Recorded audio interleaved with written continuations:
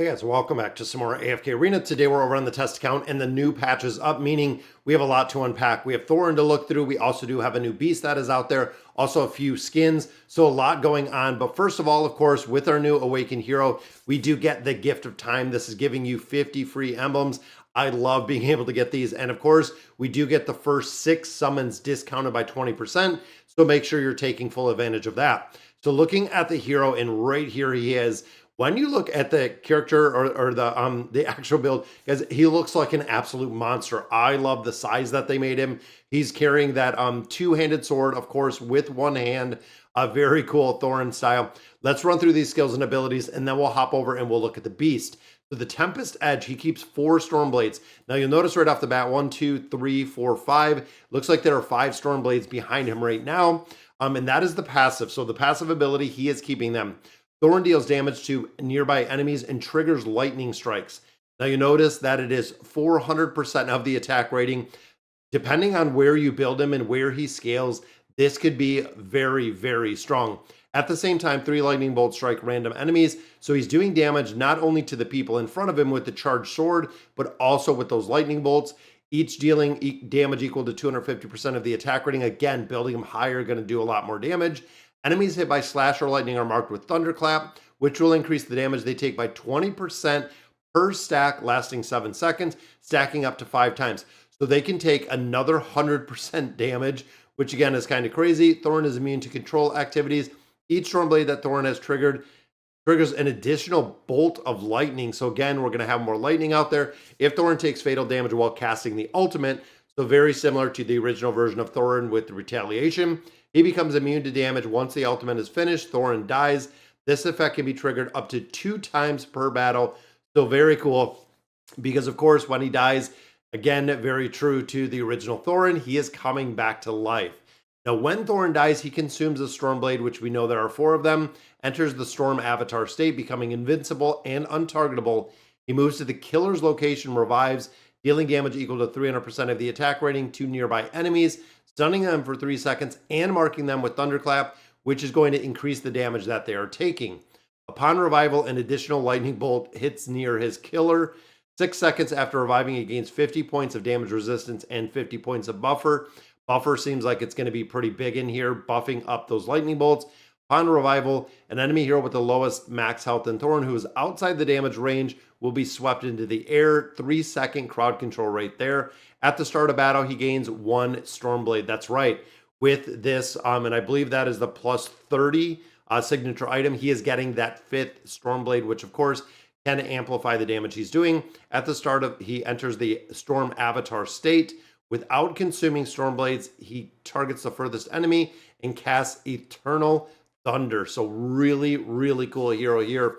A Dominion Slash. Every 2 basic attacks, the next swing is enchanted. It swings with his greatsword, strikes the enemy in front of him, dealing 300% attack 300% of his attack rating, knocking them in the air, applying the thunderclap mark. There is a multitude of ways that thunderclap can be applied to these enemies. Enemies will also suffer health drain equal to 15% of Thorin's max health. So max health, if you're buffing his max health with the engraving, he's going to drain a lot more health because of it. This is based on Thorin's max health, very similar to Chimera. And of course, the SP effect that plays into this in just a minute. After casting Eternal Thunder, the next basic attack is guaranteed to be enchanted and increased in life steal, increased to 80%. When applying Thunderclap, which is, I believe this is the engraving part, or no, this is the furniture part. When applying Thunderclap to the enemies with lower max health than Thorin, energy is also drained. The greater the distance and max health, the more energy that is drained, up to 100. So of course, this is going to trigger his ultimate ability faster. And then the Ruthless Profligacy.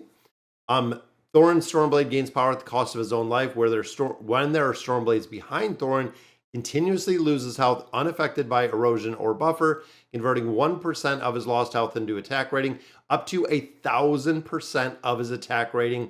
The rate of health gradually increases until it is reset after casting the Eternal Thunder. Wow, guys, up to 1,000% of the attack rating. When casting Eternal Thunder, Thorin deals additional health loss equal to 80% of the health lost last time the Eternal Thunder was cast. And for every 5% of the max health lost through Thorin gains energy. So kind of crazy in there. Now, of course, the signature items and everything are built into the Awakened heroes themselves, but the SP effect, this is going to be interesting. At the start of battle, the max health of all Greyborn heroes increased by the amount equal to 40% of Thorin's max health. For each Greyborn hero deployed, Thorin's max health increases by an additional 10%. Now, it's kind of crazy. The max health of all Greyborn heroes increased by the amount equal to 40% of the health. Now, remember, Chimera is based on health, which would be kind of interesting to see on where this hero is built and where this hero is going to be used. But it seems pretty crazy overall with this hero itself and how the hero is going to work in unison with a lot of other Greyborns. All right, so of course, guys, Thorin, just a monster, and you can see the health goes down. Dies pretty quick, but there's the Thunder Strike. I love the ultimate ability. There he goes. So he took fatal damage there.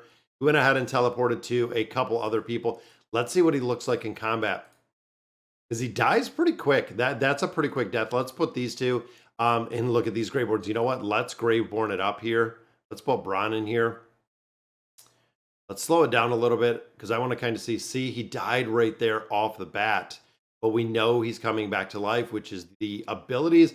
You can see we have a giant tornado way up here that is throwing Gwen way up in the air. Yeah, he is kind of all over the battlefield. But what does the damage look like? 299, 1 point. Yeah, I mean, 1 million there. I know he took a lot of damage. Going to be interesting to see him in a couple different formations and seeing exactly where he is going to be working. So let's hop over and look at this beast right here. And I seen a little portrait this morning. Look at this guy. This is awesome. So you can see it almost looks like there is a spirit in the middle. That is the treat Spectre and a candy bowl in the bottom. Very, very cool looking overall. But let's see what he does. The treat Spectre floats above the battlefield, tossing candy to nearby allied heroes, increasing their attributes. There we go.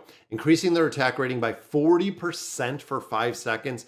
Treat Spectre flies towards the area with the most enemies, firing a beam that deals damage, beast damage of the attack rating. It also applies a lockdown effect, causing enemies to lose 5% health every 1 second with each instance not exceeding 400% of the attack rating. Again, with this one, the higher you build it, the better it's going to perform. Lasting for 5 seconds, the lockdown effect doesn't shorten when enemies move. When enemy heroes move, Beast Spectre gains more beast energy. Then, of course, the 6, while lockdown, enemies lose 5% of the attack rating and defense rating, capped at 45% of the attack and their defense. The further they move, the more they lose. So very cool. If enemy is already under lockdown, get hit again, they lose 400 energy. That is kind of crazy with the energy loss. When allied heroes take fatal damage, Treat Spectre sacrifices its soul flame to bring them back to their peak stage from the last 4 seconds. Guys, this beast is going to bring your heroes back to life. That is pretty broken. Can be triggered twice per battle. This 18 is going to be cool. I'm thinking the PvP aspects in there.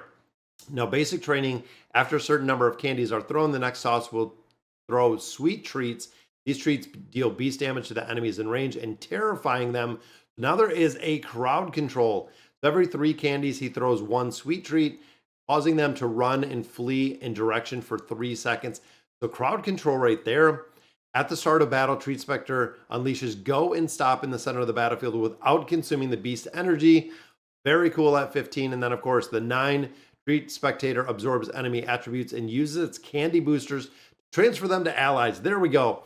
So transferring them to allies. So thinking of this right here with the ally lost, if they're losing attack rating, if they're losing defense rating, this is going to transfer it to the allies, which is awesome. This is going to be a beast that you're going to have in a bunch of different formations. Really cool to see. Now, in addition, we do have 2 more skins. I know only got a skin, which I want to see exactly what this one looks like. And there it is. So that is actually pretty cool looking. I do like that skin quite a bit as a Halloween skin. Almost looks like a witch. She's got some big horns up front. That is a really, really cool looking skin. And look at the little bats that are flying off there. Yeah, that's a really cool looking skin. Now, of course, with it being a celestial, this is going to be the pay to win skin. This one, unfortunately, you cannot get for free, but that is a really, really cool, well designed skin. But the one you can get for free is Trishia's. I'm not sure where or if I have Trishia. Right there's Trishia. This is the skin that Trishia did get. So very similar. I mean, almost with the horns. And again, doesn't seem like a ton of difference there. So instead of having that flowing cloak, she's got her hair. And then, of course, let's see what it looks like in here. All right, so there's the little buffs that's coming up. What does the ultimate look like? That's what I'm kind of wondering. Looks like it might take us a little bit with Trishia. There we go. See, that wasn't even the ultimate. That was the full, having the full buffs in the back. All right, so here's the ultimate.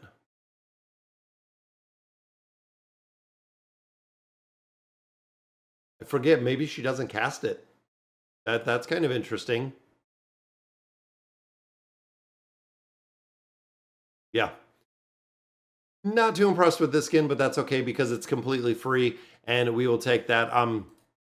Very cool. Very cool to see everything that's coming. And then also that, that Necro Havoc. So we're getting 50 with the Gift of Time. We're also getting a lot that are in here with the stained glass window. First Glass, of course, giving us some additional cards in here. So a lot of stuff that's coming down the pipeline. And I think I'd seen something. We have the New Beast event, but here is all of the Halloween events that are going to be coming. Trial, of course, is going to be coming up a little bit later, Treasure Scramble, and then, of course, the Voyage of Wonder that is coming around this hero. So that will do it for today's video. Most of the Halloween events are going to be coming, and of course, that's going to be the Pumpkin Design Contest again, which was cool last time we did it last year, and I believe last 2 years maybe we did the Pumpkin Design, but guys, that's going to do it for today's video. Let me know in the comments what you guys think, and as always, thank you guys for watching.